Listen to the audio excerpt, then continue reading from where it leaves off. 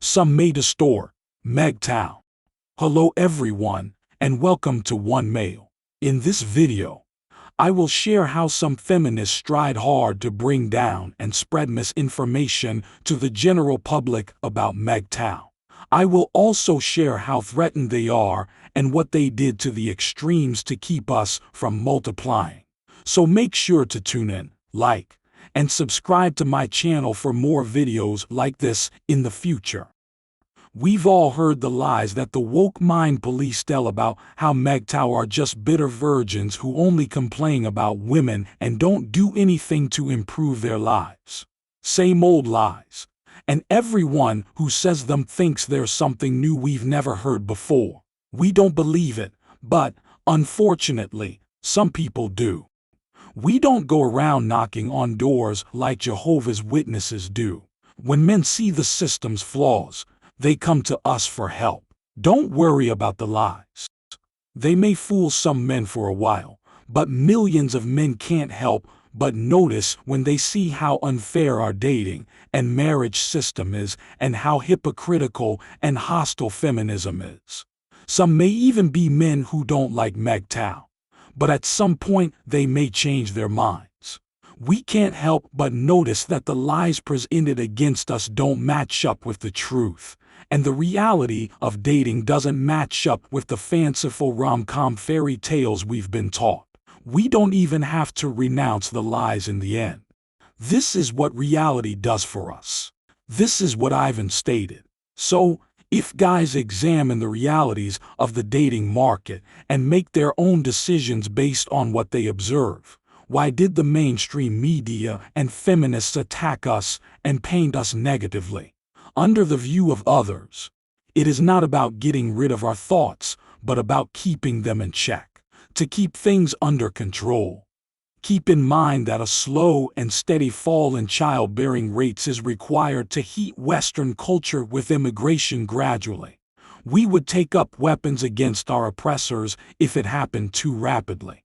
Assume that instead of the current 1.4 or 1.5 births per woman in much of the West, we drop to 1 or half a child per couple. Because of MGTOW's rapid expansion, all of the anti-MGTOW discourse is about how to deal with our growth, but keeping the option open by not entirely banning us from the internet. They can't halt the power of observation, but they can slow it down by changing their way of thinking.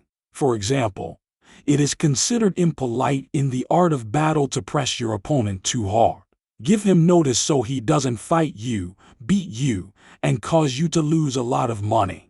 If Bill 336 becomes law in Canada, individuals would be able to report you if they believe you are about to commit the pre-crime of hate speech. This means you say something that the government or women find offensive. You will most likely face legal consequences. In addition, the Canadian government may soon try to halt all red pill and black pill content, even if they only suspect you're about to say it. Their anti-doing-your-own-thing rhetoric intends to persuade milquetoast skeptics not to swallow our version of the red pill. But unfortunately, many haven't awakened yet and can't distinguish the difference between their own and others' ideas. We will not return to the plantation by propaganda. That is not possible. It's there now to keep other young men engaged and to deceive them into continuing to give women attention and resources. It's also there so advertisers and large corporations can profit from our suffering. Making sure the black pill incel and red pill pure communities and channels can continue to make money is part of maintaining control. They educate males on what it's like to be a woman, but that doesn't diminish their want for female praise and sex. I'm beginning to believe that red pilling and going your own way is equivalent to getting a good night's sleep. You're not well rested if you get up too early or take the pill too soon, and you're far more likely to black medicine yourself because you never had an opportunity to go your way with women. When a man takes the red pill too soon, it's like Michael Jackson's parents beating him out of gold records when he was 10. As a result, he never had a childhood.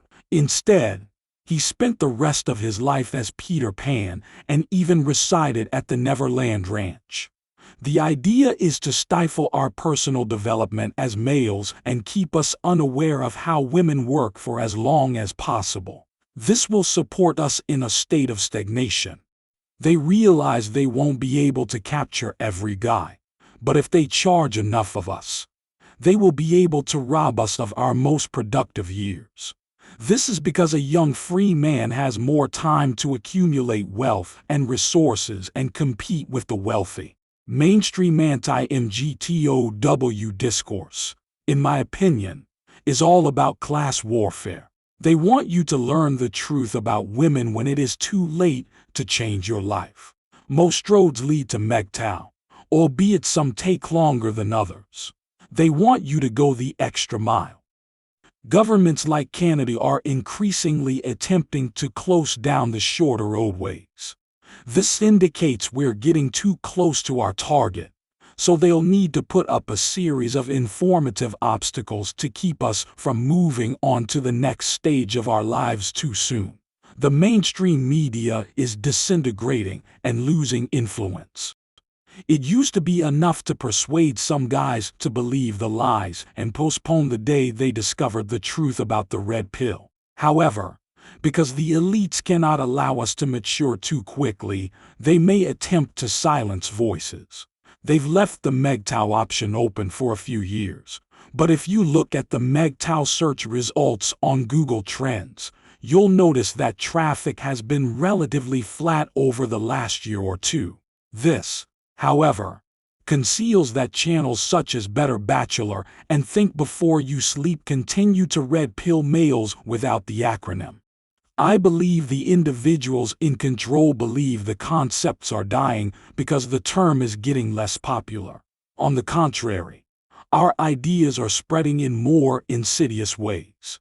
Almost no negative stories regarding MGTOW have been written in recent years. They believe they have triumphed. Furthermore, males who claim that the marriage market is poor cannot be criticized. You might want to put marriage on hold for good. It's not illegal to say something like that.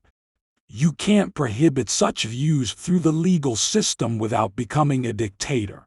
People will share their experiences and learn from one another via the internet. What action will the government take? Toss males in jail who talk about their bad breakups and divorces online. I don't think they'll tell the other young guys not to marry. Therefore, our ideas will spread, and the lies will stop, because how can you lie about someone's personal story and life experiences? What do you say to a man who has lost his wife and is now homeless? The lies about such a dreadful truth become a joke at some point, and men tell each other that society is laughing at their misery. Those men become enraged because no one cares, so they go and wake up other males. I believe the mainstream media realized what was going on, so they stopped talking about the manosphere in general and stopped writing pieces about it. This is likely because they've understood that talking about it will turn even more guys against them. Even if they don't disseminate lies, we may still go out and tell the truth to people. A feminist in the UK went to high school about a year ago and discovered that our beliefs were spreading throughout the culture and that there was nothing she could do to stop it. It would continue to grow if society talked about what males do in the manosphere, but it would also continue to grow if the community did not speak about it. So, I believe it's just a matter of time until they try to make it illegal to promote these beliefs online and impose authoritarianism on us. But guys will use VPNs and talk to each other in locker rooms and in real life. And the idea that there's something wrong with relationships and how women are will spread. We'll propagate the ideas in secret. So the government will almost certainly install a listening device on our phones. It may be like China, where if the police catch you without your phone, they send you back home since no one is permitted to be free of your digital leash. They are terrified of us because we will use technology to avoid elite ladies. Instead, these women want to exploit technology to enslave us. Furthermore, providing us the blessings of capitalism has made them very wealthy, and now they want to beat us with the stick of digital communism. Women utilize sex to satiate our hunger when it was okay to be a blue pill. Now they want to give us black pill sticks, remove sex, and control us through thirst. An obese, lazy, and easy-to-control man has a full tummy. A starving person is desperate and will do anything for a few scraps of supper.